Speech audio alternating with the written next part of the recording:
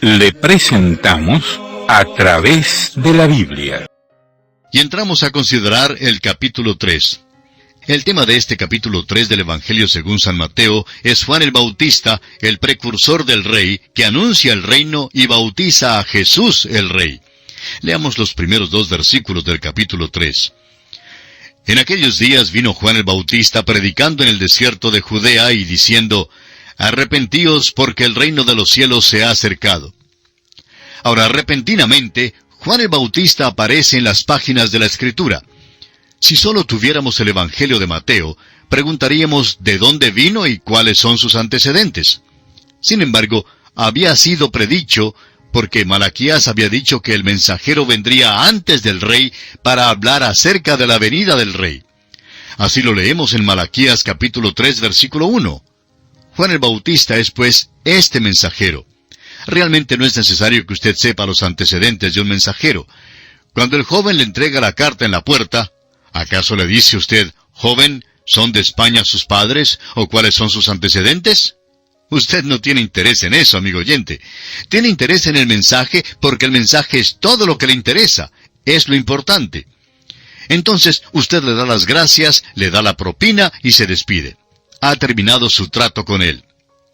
Pues bien, Juan el Bautista aclaró muy bien que él era simplemente el mensajero, y Mateo también lo presenta así con toda claridad. Por eso aparece en las páginas bíblicas predicando en el desierto de Judea y diciendo: Arrepentíos, porque el reino de los cielos se ha acercado.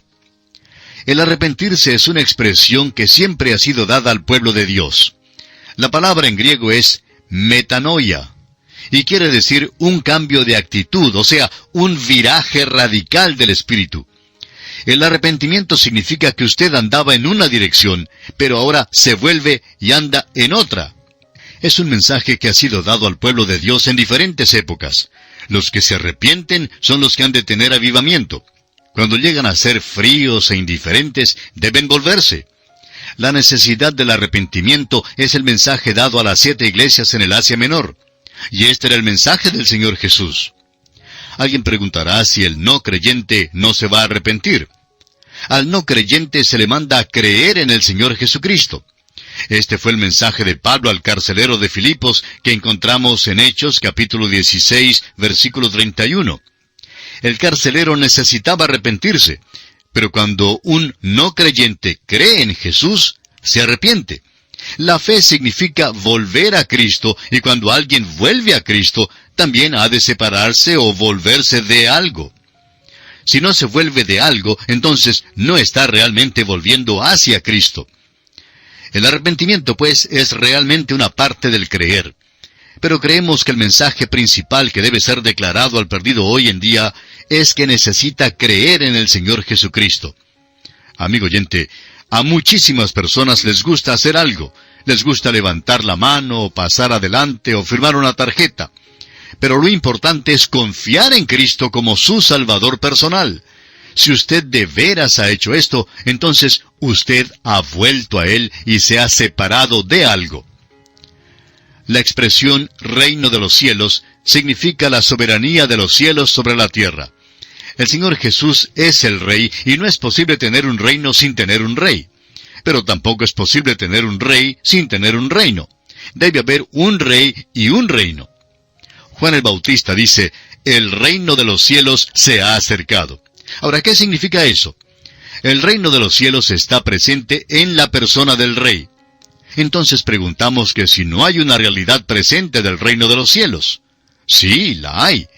Aquellos que vienen a Jesús y lo reconocen como su Salvador son trasladados al reino de su Hijo amado, le pertenecen a Él. Y aún más, su relación con Él es realmente más íntima que simplemente pertenecer. En las cartas del apóstol Pablo se presenta a Jesucristo como el novio y a todos los creyentes que forman parte de su iglesia como su novia. Alguien preguntará entonces si no somos los súbditos de un reino porque nos corresponde llevar a cabo sus mandatos. Y una vez más decimos que hay más que esto en nuestra relación con Jesucristo. Debemos obedecerle porque le amamos. Es una relación de amor. Y él dice en Juan capítulo 14, versículo 15, si me amáis, guardad mis mandamientos. Dijimos ya que el reino de los cielos significa la soberanía de los cielos sobre la tierra. Nuestra experiencia indica que no existe hoy en día. Cristo no está reinando sobre todo el mundo hoy en día. Reina solamente en los corazones de aquellos que le han aceptado. Sin embargo, Él vendrá un día para establecer su reino sobre la tierra. Y cuando lo establezca, amigo oyente, reprimirá la rebelión. Créanos que realmente la reprimirá. El reino de los cielos se acercaba o estaba presente en la persona del Rey. Esa era la única manera en que estaba presente. Y así, Mateo sigue su relato diciéndonos de nuevo que todo esto es el cumplimiento de la profecía. Y aquí nos detenemos en nuestro recorrido por el día de hoy, amigo oyente.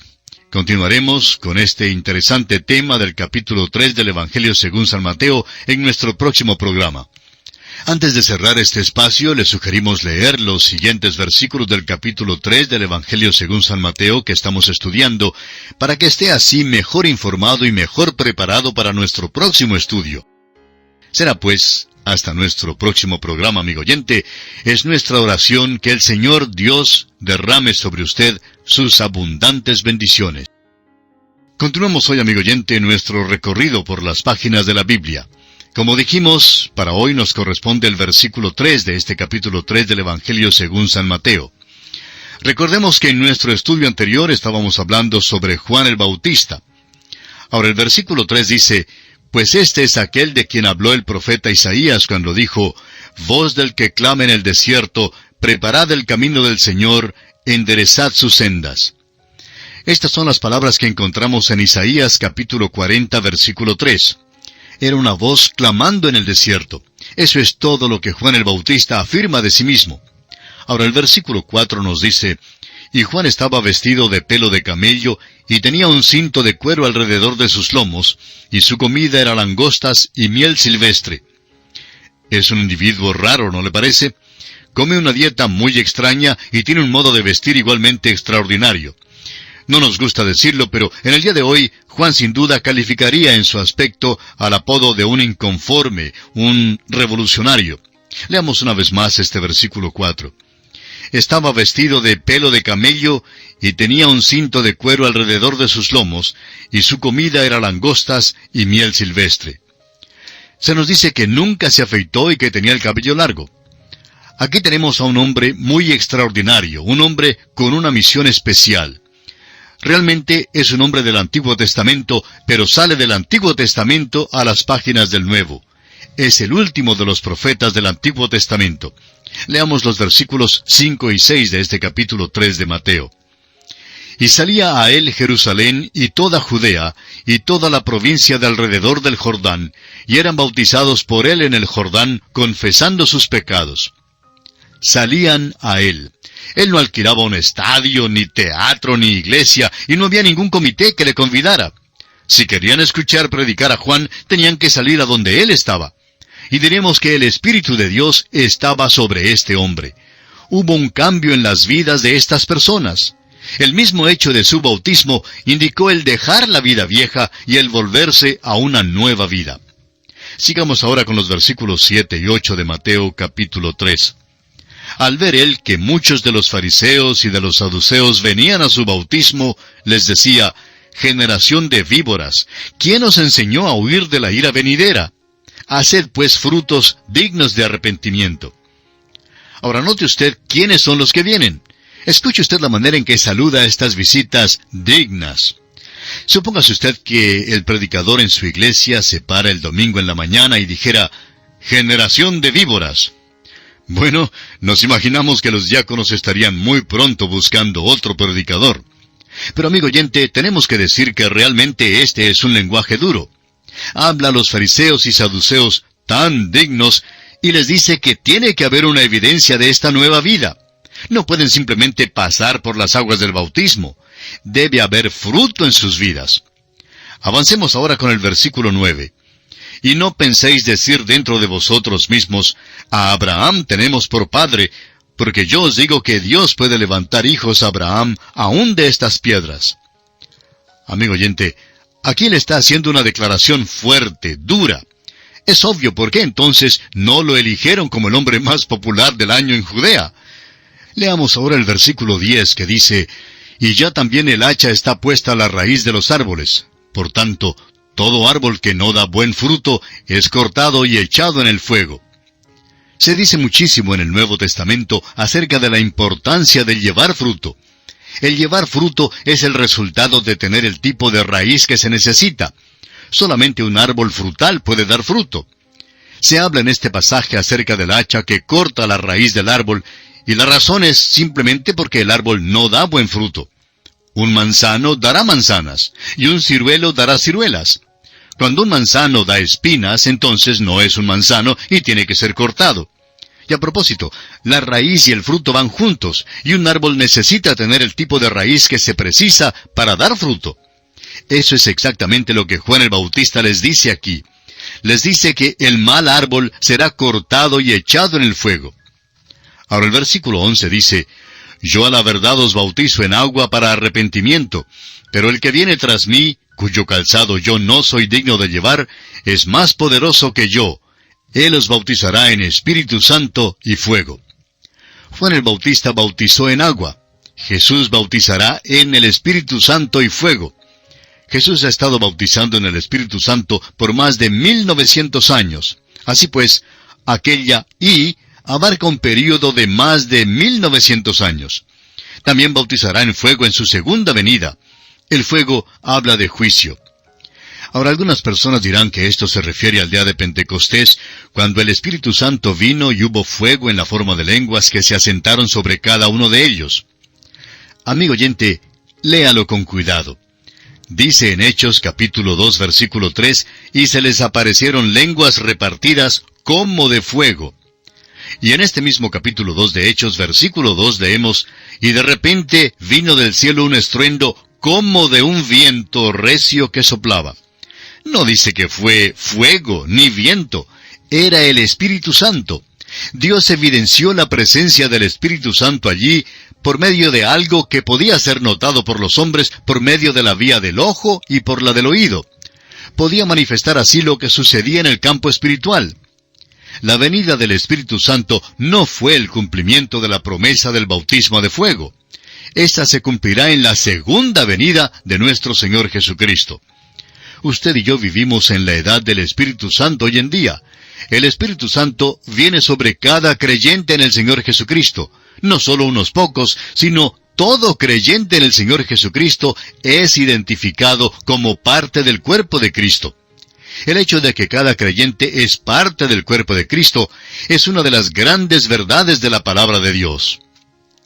Juan continúa ahora en el versículo 12 diciendo, «Su aventador está en su mano, y limpiará su era, y recogerá su trigo en el granero, y quemará la paja en fuego que nunca se apagará». Luego en los versículos 13 al 15 encontramos el bautismo de Jesús. Dice así, «Entonces Jesús vino de Galilea a Juan, al Jordán, para ser bautizado por él. Mas Juan se le oponía diciendo, «Yo necesito ser bautizado por ti, ¿y tú vienes a mí?» Pero Jesús le respondió, «Deja ahora, porque así conviene que cumplamos toda justicia». Entonces le dejó. Llegamos ahora a un incidente notable en la vida de nuestro Señor Jesucristo. Naturalmente preguntamos por qué Jesús fue bautizado, y vamos a dar algunas respuestas a esta pregunta.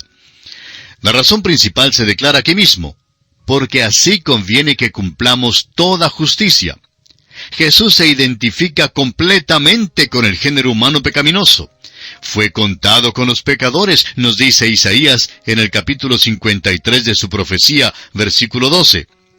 Aquí tenemos a un rey que baja y se identifica con sus súbditos.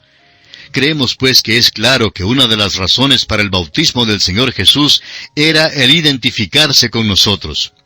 Su bautismo también lo identificó con la muerte. Jesús no fue bautizado para darnos un ejemplo ni modelo. Cristo era santo, no necesitaba el arrepentimiento. Él es santo, inocente, sin mancha y apartado de los pecadores. Sin embargo, se identificó con la humanidad, con toda la raza del género humano, para que por la gracia de Dios gustase la muerte por todos. Jesús estaba refiriéndose a la muerte que habría de morir cuando dijo a Santiago y a Juan en el capítulo 20 de Mateo, versículo 22, ¿Podéis beber del vaso que yo he de beber y ser bautizados con el bautismo con que yo soy bautizado? Su muerte fue un bautismo, y entró en esa muerte por usted y por mí, amigo oyente. Su bautismo lo apartó para su oficio de sacerdote, porque el Espíritu Santo vino sobre él para este ministerio. Todo lo que hizo, lo hizo por el poder del Espíritu Santo. El apóstol Pablo en su segunda carta a los Corintios capítulo 5 versículo 21 nos dice: al que no conoció pecado, por nosotros lo hizo pecado. Y no hay pecado en él, como lo dice el apóstol Juan en su primera carta capítulo 3 versículo 5. Pero nuestro pecado fue puesto sobre él. Y es de suma importancia que veamos esto. Ahora, así como Jesús por su bautismo se identificó con nosotros y con la muerte que nosotros merecíamos, y también se identificó con nuestro pecado, nosotros a la vez por nuestro bautismo nos identificamos con Cristo. Cuando el apóstol Pablo dice que somos salvos por nuestro bautismo, en su primera carta, capítulo 3, versículo 21, se refiere a nuestra identificación con Cristo. Somos bautizados en el Espíritu Santo a Cristo Jesús. Somos identificados con el Señor Jesucristo. Eso es lo que quiere decir ser salvo. Ciertamente creemos en el bautismo en el agua, para el que ya es creyente en Cristo Jesús. Así es como declaramos públicamente que hemos sido identificados con Cristo. Después que aceptamos a Cristo como nuestro Salvador personal, el bautismo es un deber, amigo oyente. Este tema del bautismo tenemos que sacarlo del plano del argumento y la discusión y elevarlo al nivel alto donde debe estar.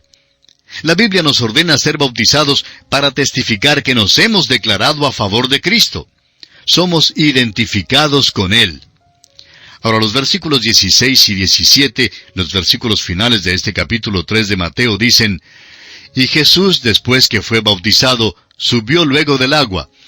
Y he aquí los cielos le fueron abiertos, y vio al Espíritu de Dios que descendía como paloma, y venía sobre él. Y hubo una voz de los cielos que decía: este es mi Hijo amado, en quien tengo complacencia. Tenemos aquí una manifestación de la Trinidad. El Señor Jesús sube del agua. El Espíritu de Dios desciende sobre él como paloma. El Padre habla desde el cielo. Jesús es el Hijo amado en quien el Padre tiene complacencia. Acaba de identificarse con su pueblo al ser bautizado. ¡Qué rey tenemos aquí! Y así concluye la consideración que estamos haciendo del capítulo 3 del Evangelio según San Mateo.